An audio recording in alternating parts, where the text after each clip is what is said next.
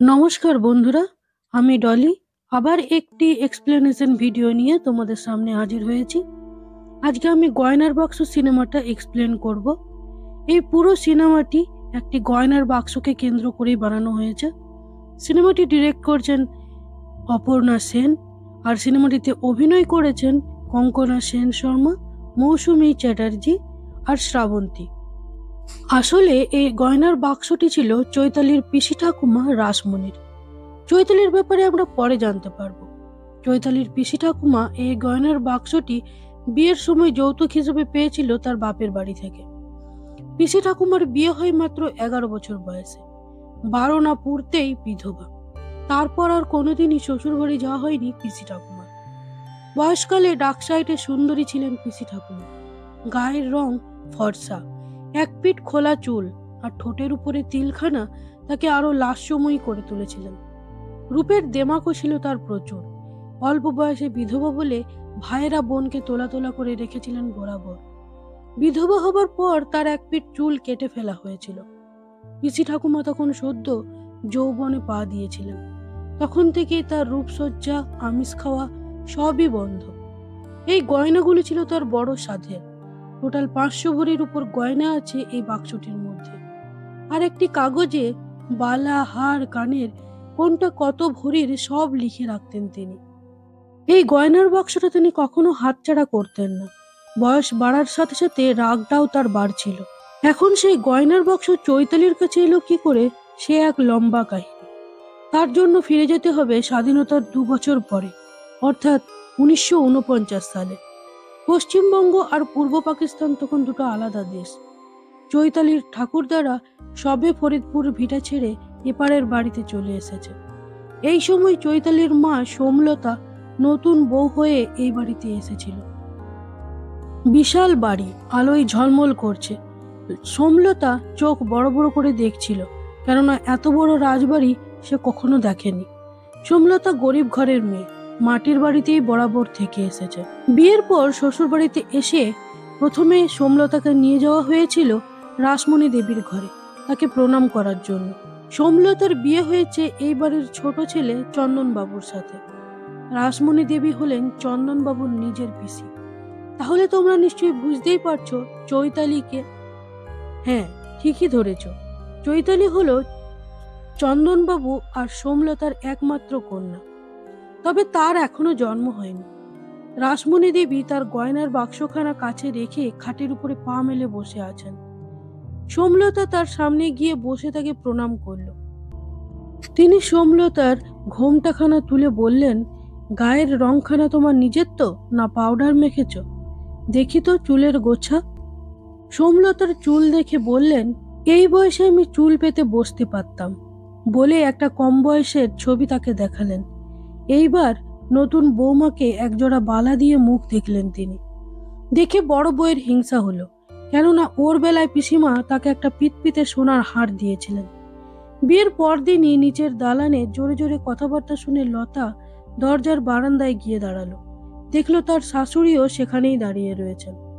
নিচে এত বড় বাড়ির আলোকসজ্জার জন্য টাকা নিতে এসেছে, কিন্তু সোমলতা এর শ্বশুর মশাইয়ের কাছে টাকা নেই। তাই বহুমূল্য আর বহু পুরনো সেগুন কাঠের কারুকার্য করা একখানি পালঙ্ক আর সাথে একটি জমিদার আমলের কার্পেট দিয়ে দিলেন তিনি। এবার লতা বুঝতে পারল যে বাইরে থেকে এই বাড়িটাকে রাজবাড়ি মনে হলেও আসলে ভিতরটা ফাঁকা। সোমলতার শাশুড়ি বললেন, সবই তো দেখলে নিজের চোখে, ভালো চাও তো এই বেলায় কোমর বেঁধে লাগো, স্বামীকে গড়ে পিঠে নাও। একটু লাই দিয়েছ কি বাকি জীবনটা দিব্যি শুয়ে বসে কাটিয়ে দেবে।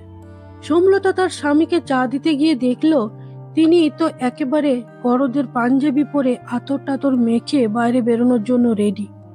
সোমলতা জিজ্ঞেস করলো, আচ্ছা আমার ভাত কাপড় হলো না কেন? চন্দনবাবু বললেন, আমি আমার দাদা অন্ন সংস্থান করি না, দেখেই তো বুঝতে পারছো। তাছাড়া আমরা জমিদার, আমাদের বংশের পুরুষেরা কারো গোলামি করে না, কোনো কাজ বাজও করে না। তুমি তোমার ভাত কাপড় তো পাচ্ছ, তাহলেই হবে। চন্দনবাবু বেরিয়ে গেলেন। লতা দেখলো ছাতে ঘুড়ি ওড়ানো হচ্ছে। ছাতে ওঠার মুখেই পিসিমার ঘর। যাবার সময় লতা দেখলো তিনি ঘুমোচ্ছেন, তাই পা টিপে টিপে লতা ছাদে গেল। ছাদে দেখা হলো এই পরিবারের বড় তরফের বৌমা রেবার সাথে। তার কাছ থেকে জানতে পারলো এই বাড়ির দখল নিয়ে দুই তরফের কর্তাদের মধ্যেই কোর্টে মামলা চলছে। রেবা এটাও জানালো যে তোমাদের কর্তামশাইয়ের খাস চাকর রামবিলাসের বাবাকে নাকি রাগের মাথায় পিটিয়ে মেরে ফেলেছিল তোমাদের বাড়ির লোকেরা। তারই পাশ্চিত্যি করছে তারা এখনো। তার ছেলে, বউ, নাতি সকলকার দেখভাল করছে। থানা পুলিশ হয়নি, বলেছিল নাকি সিঁড়ি থেকে পড়ে মরেছে। ওই যে পিসিমা, যে ছাদের 3খানা ঘর দখল করে থাকেন, তাকে নিয়েই নাকি কেসব কেচ্ছা কেলেঙ্কারি হয়েছিল। লতা ছাদের থেকে নিচে নামার সময় পিসিমায়ের ঘরের জানলার দিকে তাকিয়ে দেখলো তিনি এখনো ঘুমোচ্ছেন। কি মনে করে সোমলতা পিসিমার ঘরে ঢুকলো। ডাকলো দুবার পিসিমা পিসিমা করে, কোনো সাড়া নেই। আস্তে আস্তে সামনে গিয়ে নাকের সামনে হাত ধরলো, কিন্তু কিছুই বুঝে ওঠার আগেই পিসিমার আত্মা বলে উঠল, মরেছি মরেছি। ভয়ে সোমলতার হাত পা ঠান্ডা হয়ে যাওয়ার জোগাড়। দৌড়ে পালিয়ে যাচ্ছিল সোমলতা। শরীর ছেড়ে তার আত্মা বেরিয়ে এসে বললেন, দাঁড়াও, খবরটা পরে দিলেও চলবে। শুনে তো সব শকুনের দল হই হই করে এসে জুটবে। তোদের আমি চিনি না মনে করছিস? এবার সবাই এসে আমার এই ঘর, গয়নার বাক্স সবের বখরা নেবে। শুনে রাখ, তোর বর যদি এই ঘর দখল নিতে চায় তাহলে 10 দিনের মধ্যে তার শাশুড়িটা মরবে। সোমলতা পাথরের মতো দাঁড়িয়ে আছে। পিসিমা বললেন, ভয় নাই, এখনই তোর গলা চেপে ধরবো না।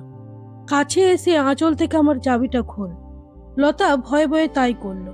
পিসিমা বললেন, এবার উত্তরের ঘরে যা, দেখ জানলার নিচে একখানা সিন্ধুক আছে, সেটা খুলে দেখবি সেখানে একখানা কাঠের বাক্স পাবি। লতা বাক্সটা নিয়ে এলো। পিসিমা বললেন, এই বাক্সটা তোর কাছে লুকিয়ে রাখ, কেউ যেন জানতে না পারে। ভাবছিস এর গয়নার বাক্স আমি তোকে দিয়ে দিচ্ছি? না না, তাই নয়, মরেছি শুনে সব লুটে নেবে, তাই সরিয়ে রাখছি।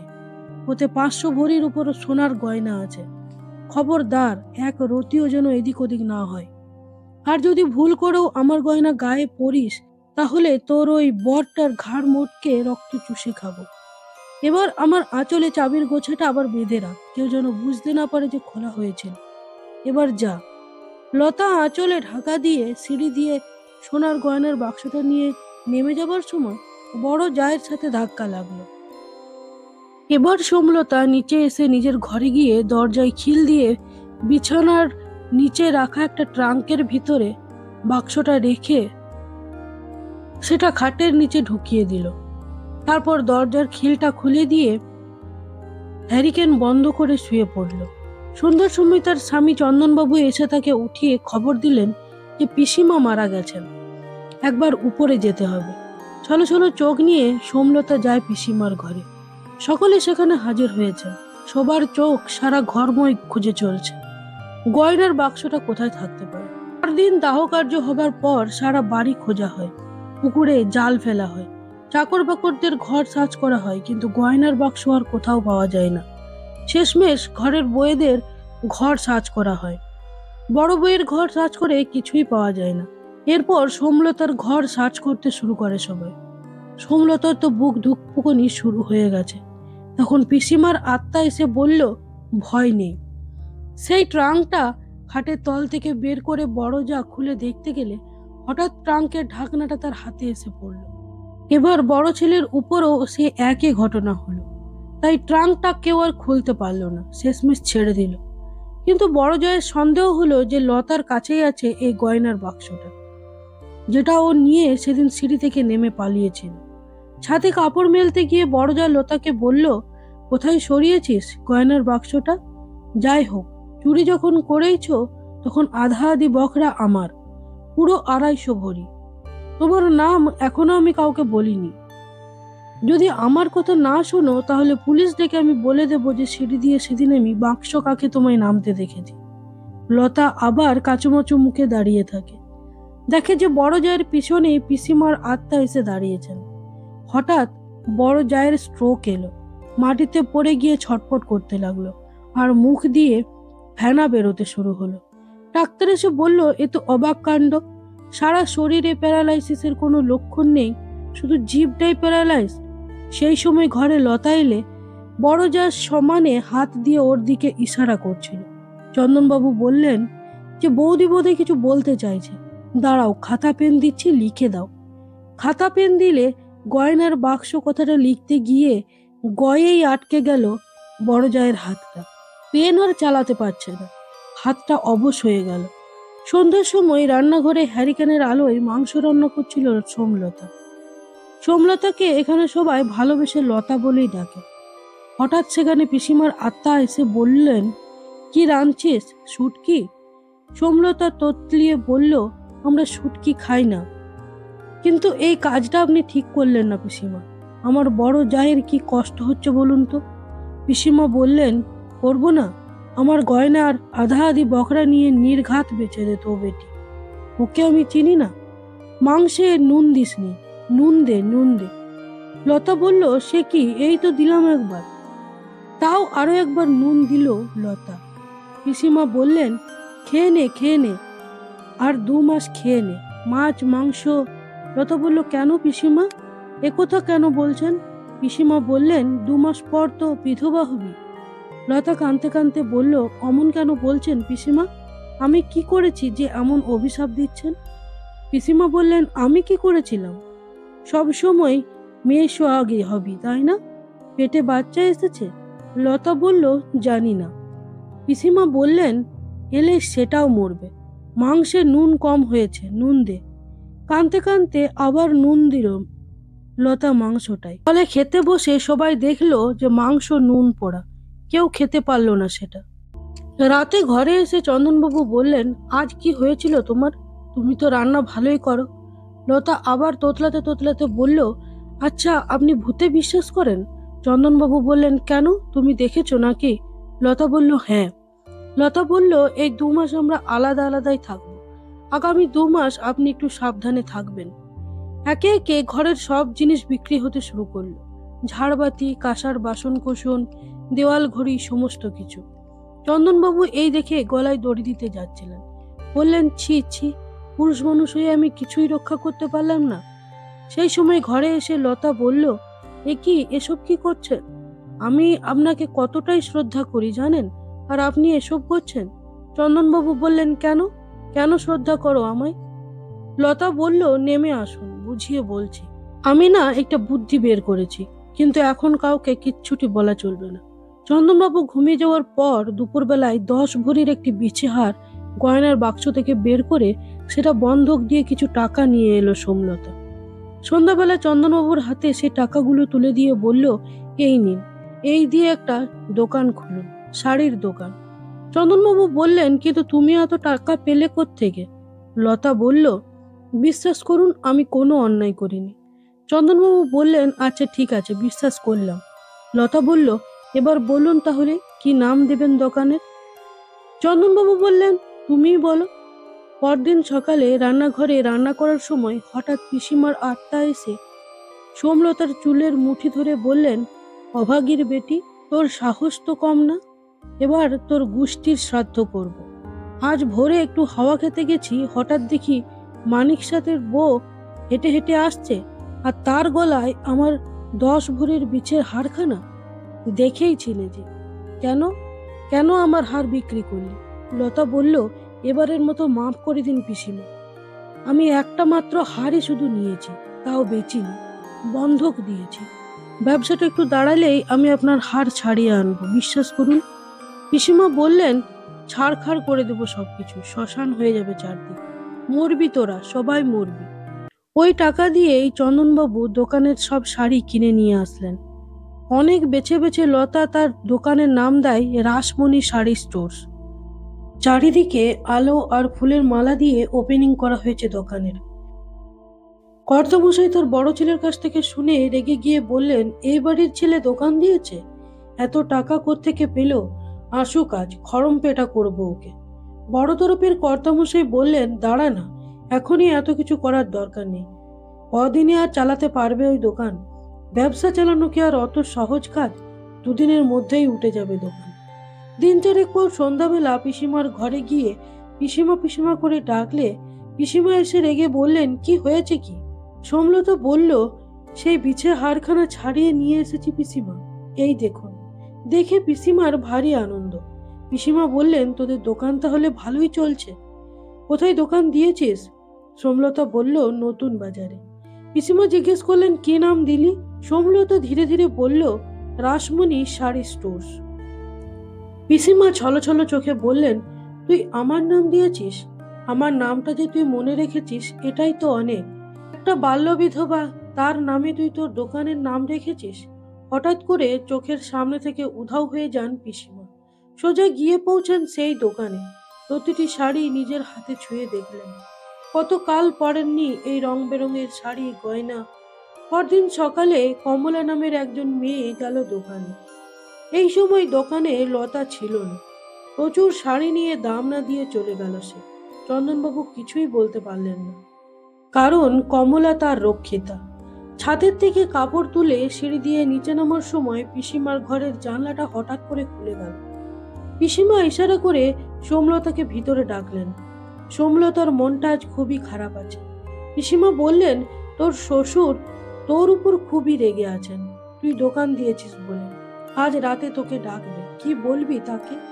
লতা বলল, ও দোকান বোধহয় এবার তুলেই দিতে হবে পিসিমা। ব্যবসায় লাগাবার মতো অত পুঁজিও তার নেই। তারপর সেদিন অতগুলো কাপড় চুরি গেল না। পিসিমা রেগে গিয়ে বললেন, আমার নামে দোকান, আমার টাকাই হয়েছে, তুই তুলে দেবার কে রে? আমার গয়না থেকে নিবি, আবার ফেরত আনবি আগের মতো। ওই গয়নাই আমার স্ত্রী ধন। ও গয়নার জোরেই তো তোর শ্বশুর ঘরে মাথা উঁচু করে থাকছি চিরটা কাল। নইলে বেটারা মেরে তাড়িয়ে দিত না কোন কালে? এই বাড়ির পুরুষ মানুষগুলোর একটা করে মেয়ে মানুষ আছে জানিস? তোর বরেরও আছে, নাম কমলা। যা গিয়ে জিজ্ঞেস কর। শাড়ি চুরি হয়েছে না তত্ত্ব গেছে গিয়ে দেখ। রোজ গরদের পাঞ্জাবিখানা গায়ে দিয়ে কানে আতর গুঁজে কোথায় যায় ভেবেছিস? ফাঁক পেলেই কমলার কাছে দৌড়ায়। নিজেরা চিরকালই ফুর্তি করেছে, আর আমাকে গয়নার বাক্স খেলনা দিয়ে ভুলিয়ে রেখেছে। বোকা ছিলাম, তাই ভুলে থেকেছি। তারপর একদিন যখন যৌবন ডাক দিল, তখন এই বাড়ির চাকর রামখিলামের প্রেমে পড়েছিলাম। একদিন দুপুরবেলায় ছাতে কয়লা ভাঙছিল রামখিলাম। ওর বউ তার বাচ্চাকে নিয়ে দেশের বাড়ি গিয়েছিল। আমি উঠে তাকে দেখে নিজেকে সামলাতে পারিনি। জড়িয়ে ধরেছিলাম, বলেছিলাম আজ রাতে আমার ঘরে আসতে। ও এসেও ছিল রাত্রিবেলা, কিন্তু চুরির দায়ে ধরা পড়ে গিয়েছিল। এবারের লোকেরা ওকে পিটিয়ে মেরে ফেলে দিয়েছিল। সেদিন রাতে সোমলতা চন্দনবাবুকে বলল, সেদিন যে শাড়িগুলো চুরি গিয়েছিল সেগুলো তো আসলে চুরি নয়, তাই নয়? কে নিয়েছে শাড়িগুলো? কমলা। চন্দনবাবু বললেন, তুমি জানো?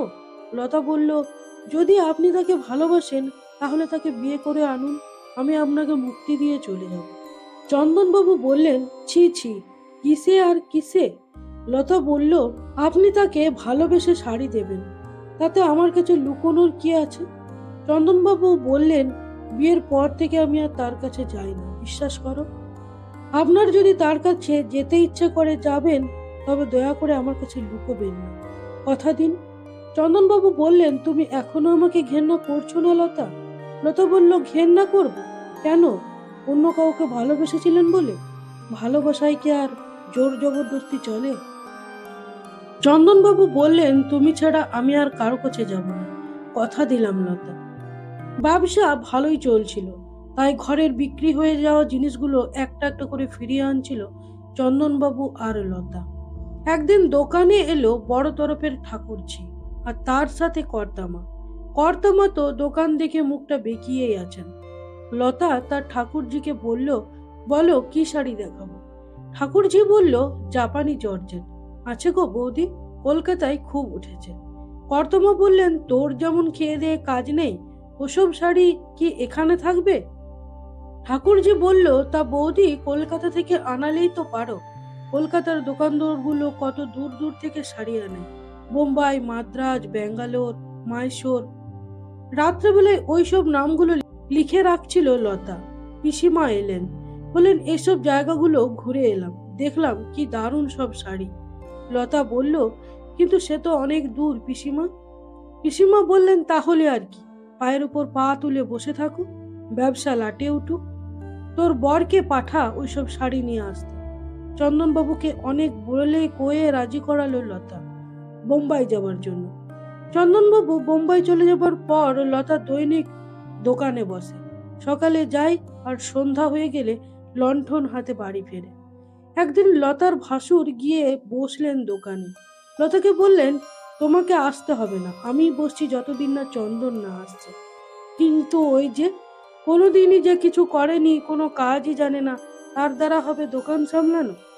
একজন রেগুলার কাস্টমার এসে সেদিন একটা কাপড় নিলেন, যার দাম ছিল ৪৫ টাকা। কিন্তু অতিরিক্ত লাভের আশায় শাড়ির টিকেটে ওই ৪৫-এর আগে এক বসিয়ে দাম বাড়িয়ে করলেন ১৪৫ টাকা। খরিদ্দার মনে মনে ভাবলেন, দামটা বোধহয় বেশিই লাগছে।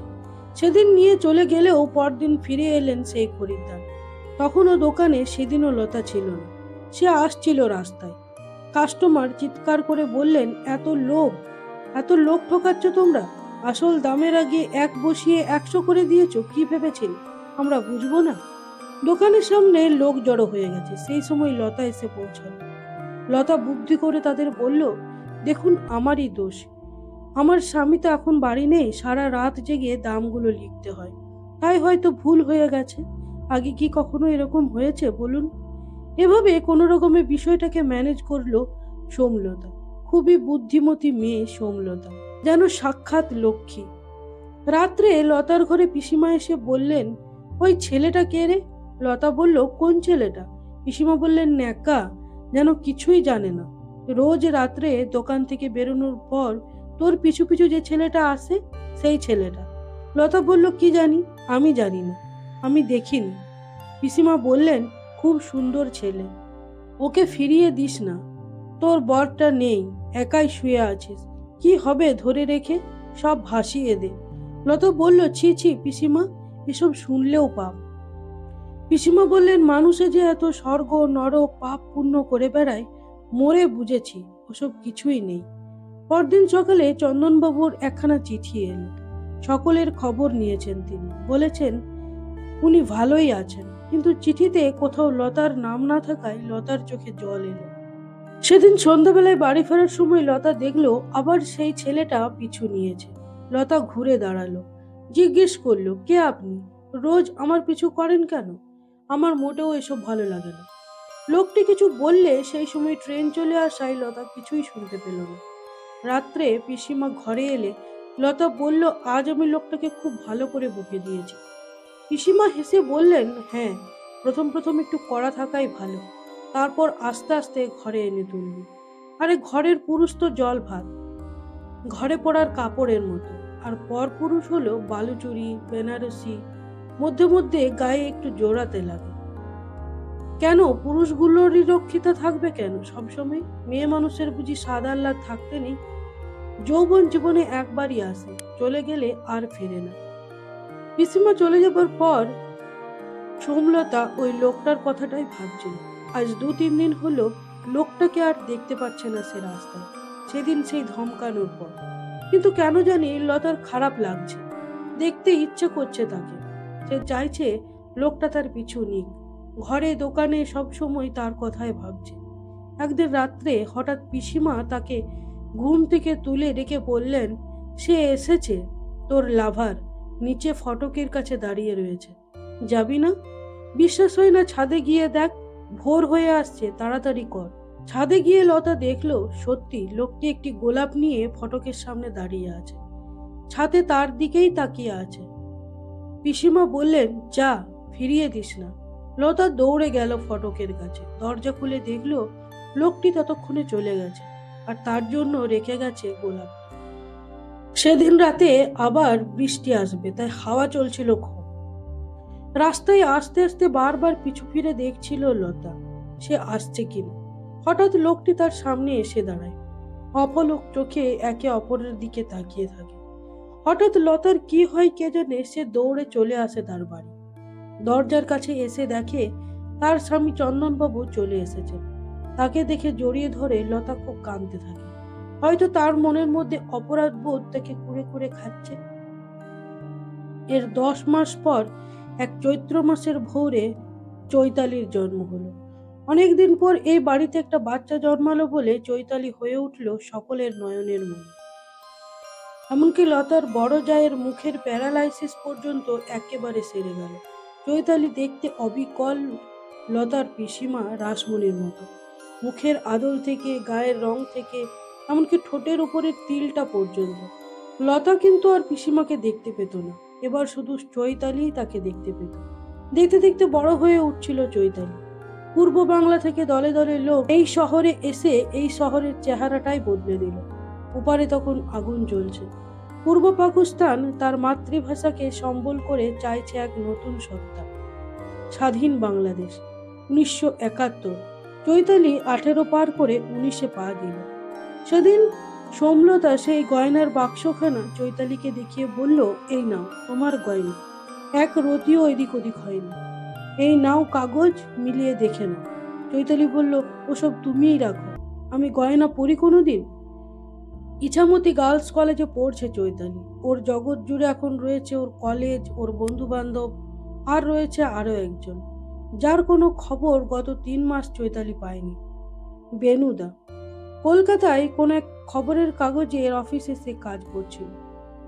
কিছুদিন হলো ইস্ট পাকিস্তানে যাতায়াত করছে আর্মস ডেলিভারির কাজে। কলেজ থেকে ফেরার পথে চৈতালির স্কুটি চড়ে পিসিমা এই সব খবরগুলোই নিচ্ছিলেন। এই দেশের প্রচুর লোক সাপোর্ট করছে মুক্তিযোদ্ধাদের, বেনু তাদের মধ্যে একজন। তাছাড়া বেনু মনে করে ওর দেশ ফরিদপুরে। আরো একটা কথা, সেই রামকিঙ্কর যাকে পিসিমা যৌবন থাকাকালীন ছাতে ডেকেছিল, ধরা পড়ে যাওয়ার কারণে পিটিয়ে মেরে ফেলেছিল ওবারের লোক, বেনু হলো তারই নাতি। চৈতালির পিসি ঠাকুমা তাকে জিজ্ঞেস করলেন, এই যে তুই বেনুর সাথে এত মেলামেশা করিস, তোর বাড়ির লোকরা তার সাথে তোকে বিয়ে দেবে? চৈতালি বলল, বিয়ে কি করতেই হবে? ওটাই কি জীবনের একমাত্র লক্ষ্য নাকি? আজ বিকেলে চৈতালি গেল বেনুর সাথে দেখা করতে।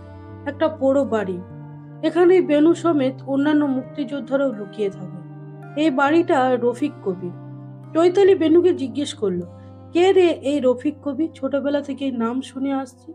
বেনু বলল, ওপার বাংলার একজন কবি, দেশভাগের পর এই বাড়িতে এসেছিলেন কিছুদিন। তখন এই বাড়িটা এরকম ছিল না। শোনা যায় এই শহরের এক হিন্দু মহিলার প্রেমে পড়ে তিনি আত্মহত্যা করেছিলেন। এরপর এই মুক্তিযুদ্ধ অনেক দিন চলল।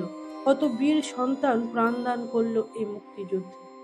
টাকা পয়সার খুবই অভাব হচ্ছিল যুদ্ধের জন্য, আর্মস কেনার, তারপর যারা জখম হচ্ছিল সেই সব মানুষদের দেখভাল করা, ওষুধপত্র কোথা থেকে আসবে, কে দেবে এত টাকা?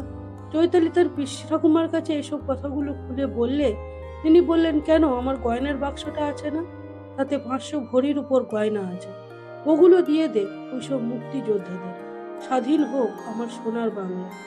একদিন বেনু ডাকলো চৈতালিকে রফিক কবির সেই ঘরটাতে। চৈতালি গেল, কিন্তু বেনু তখনও এসে পৌঁছায়নি। চৈতালি একাই বসেছিল। হঠাৎ একটা বহু পুরনো চিঠি কাছে এসে পড়ল।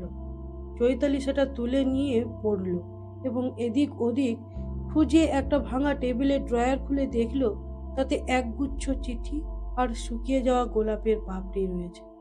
চৈতালির মনে পড়লো তার ছোটবেলায় একটা লোককে প্রায়ই সে দরজায় একটা করে গোলাপ রেখে আসতে দেখত। লতা, মানে সোমলতা, তার ঘরে এসে দেখলো দেরাজ খোলা, চাবি ঝুলছে। গয়নার বাক্সটা খুলে সোমলতা দেখলো তাতে একটা চিরকুট। চৈতালি লিখেছে, মা, আমার জিনিস আমি নিলাম, তোমার জিনিস তোমাকে দিলাম। এত ভালোবাসা অবহেলায় ফিরিয়ে দিয়েছিলে মা। লতা দেখলো গয়নার বাক্সটাতে একটাও গয়না নেই। বাক্স ভর্তি রয়েছে চিঠি, সোমলতাকে লেখা, তার প্রেমিক রফিক কবির লেখা চিঠি। কত কবিতা লিখেছে রফিক কবি সোমলতাকে নিয়ে।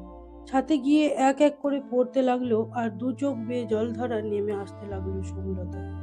দেখা গেল পিসিমা পুকুর ঘাটে দাঁড়িয়ে হাসতে হাসতে কোথায় যেন মিলিয়ে গেল। তো বন্ধুরা, এই গয়নার বাক্স সিনেমাটিকে এখানেই শেষ করা হয়েছে।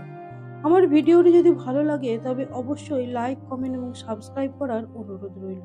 তাহলে আজকের মতো এই পর্যন্ত। ধন্যবাদ।